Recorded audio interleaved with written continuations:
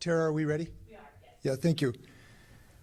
Good afternoon. As of Sunday evening, there have been 7,984 confirmed COVID-19 cases in Washington. We have lost 338 Washingtonians to this virus.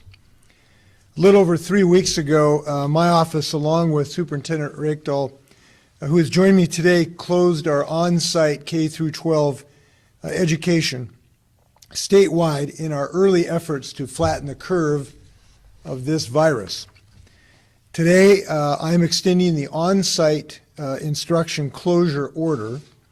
All public and private K through 12 schools in our state will be they'll be stopped from providing traditional in-person instruction through the end of this school year in June.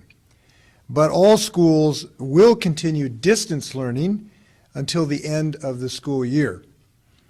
This decision is made on the clear epidemiological evidence that in order to give us a higher degree of confidence that we will suppress this pandemic, we simply cannot take the chance of reopening on-site instruction in this calendar school year. We do believe we're making some progress in our state, and Washingtonians should be proud of this. It's reasonable to expect this time will give us what we need to feel secure we have come through the worst of this pandemic.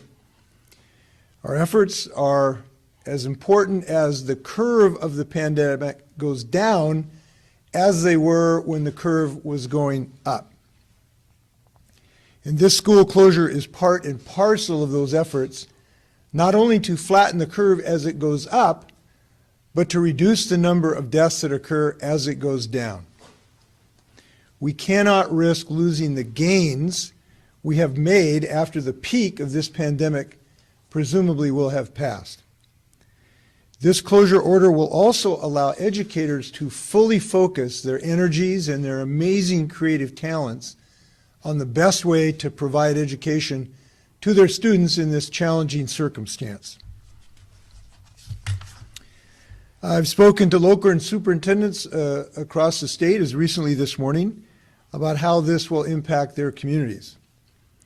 This decision, like every decision we've made during this crisis, is very difficult. I've also heard directly from educators, parents, and students about how the current closure is affecting them and their families' lives.